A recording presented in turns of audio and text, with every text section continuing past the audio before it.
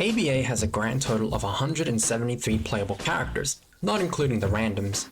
Now if we were to assume that you, as the viewer watching, are an experienced player with at least one prestige on their account, I bring forth one question. In your opinion, who is the worst character overall in the game? This includes every public server game mode, the character's moves, combos, damage, ranked viability, awakening, and all. Got your choice in? Well, if you chose Super Dummy, Shisui, or Zenitsu, well, I can't say you're wrong, it is your opinion. But what I will say is I disagree with those characters, because to me, what truly makes the worst character in the game to me is no fun, poor moves, low damage, bad awakening, terrible gimmick, and lack of status. I'm talking about Mob. Now before the 5 diehard Mob fans raise their pitchforks, hear me out. There are a lot of things going against Mob that made me build the opinion that Mob is, well, horrible.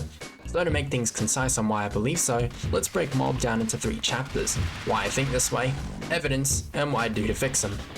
Let's get into it. To understand why I have such an opinion, we need to look at the aforementioned characters, more specifically Super Dummy and Zenitsu. What makes these 2 bad characters are their lack of attack, gimmicky playstyles, and more importantly, lack of combos. Now of course there are characters that don't really need combos to get damage, but those characters usually have the moves to make up for that. In these 2's case however, one can't even do 2 M1 strings in a combo reliably, and the other one only has a singular option. These 2 heavily incentivize the user into playing defensively, because if you don't, you're going to get overpowered by the multitude of characters with either better or more moves that actually, do damage. But is damage really that important? I mean, it ultimately depends on the character you're playing. You can have low damage with decent combos, or no combos for extremely high damage, but in Mobs' case, a lack of combos paired with low damage is not something you'd want. Super Dummy and Zenitsu perfectly reflect this. You get a down slam or a move that requires damage and a second bar to become useful, and Lord forbid they just iframe it. But think of it this way. The less combos you have, the more time you spend in neutral, meaning there is that many more chances that one stray hit is all it takes to either suffer some pretty major damage or straight up die. With all that to set the basis, we can fully move on to Mob. Mob doesn't have any combos. I've tried multiple times. In fact, I tried for a whole 5 minutes on an ult with infinite health that you are seeing on screen. You cannot extend with this in a normal situation. Mob's only high damaging move in base has a massive hitbox followed by a tiny grab hitbox that forces you to back away if you miss, because if you try to salvage what little combo you had going, yikes. You have an average damage block bypass, which damage is damage, and quite possibly the worst proactive iframe in the game. Now unlike say Row Ice or Sand defense, shield has a rather short duration, making tanking attacks not a very viable option. The second problem with shield is that it may as well hold you in place, because what are you even evading with it? What are you evading or nullifying with this? Not even Madara Susano slows you down. Now you'd think this makes Mob a defensive character, and while you're correct on that, that does not necessarily make Mob a good defensive character. Mob has the setup of a defensive character, but with a horrid iframe move, a massive but sometimes unreliable barrage, trash, and a poking move. Mob's defensive nature is honestly akin to All Might in his base form. You're playing defense, but with the mindset of straight up self-defense. Your enemy ain't playing games, they want your head on a silver platter. It's fight or flight, and your option may as well be flight, because how many characters is Mob high diffing at the very least in this game? Practically 0. But like all good things, awakenings exist. So surely Mob's awakening can salvage this excuse for a moveset, right? Well, yes and no. Like most other awakenings, Mob's awakening simply enhances his moves. You go from mostly trash to slightly better pain grab, ranged repel, grab but still bad, and the best deflector in the game. Now on paper, Mob's awakening is fine. As I said, his awakening simply enhances your moves. I just hope that his awakening doesn't have some really obnoxious gimmick. So let's look at it from an objective standpoint. Mob can awaken at a stupidly low amount of bar. The drawback is that he has the fastest awakening drain in the game, and loses all his bar on death. Which is fair, but at the same time, I'd rather this not be a gimmick to begin with. Look at Akoira real quick. 2 bars, fill the second bar up by using his first awakening. On what planet could Mob not have been the same? I'm fine if he were to lose his second bar on death, but this is garbage. Not even Gon or Ichigo lose all their bar on death, so why is Mob the only one with this gimmick? Just because you're unique doesn't mean you're special, bud. This awakening pretty much forces you into two scenarios. Scenario 1, you're on lives and you're on your last life and are about to die. Or scenario 2, save your awakening until you're full, pop it, then rush the closest person to you and pray to God you grab them or anything really. But let's say if the stars do align on that one in blue moon chance you are blessed with, you are given an awakening that walks. Also, it's really powerful.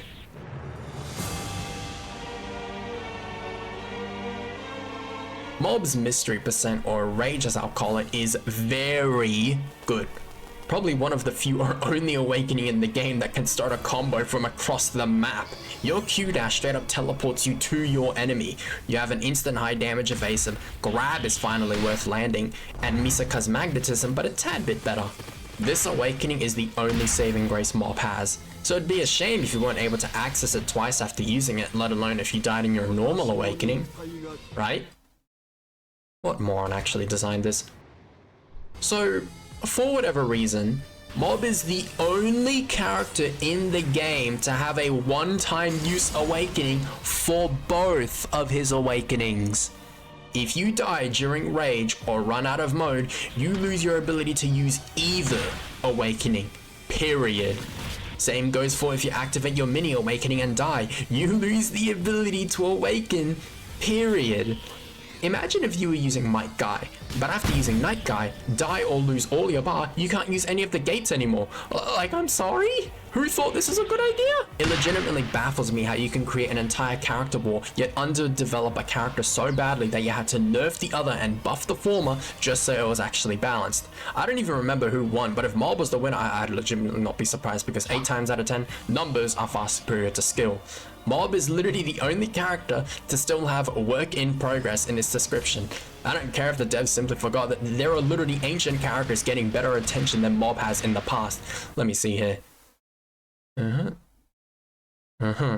So a change that's been long overdue, and a change that collapsing blue does not suffer.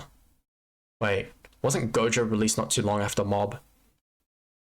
Wait a minute. So, both have an AoE close range move, both have a beatdown with surprisingly big hitboxes, both have a ranged grab move, and both have some form of iframe move?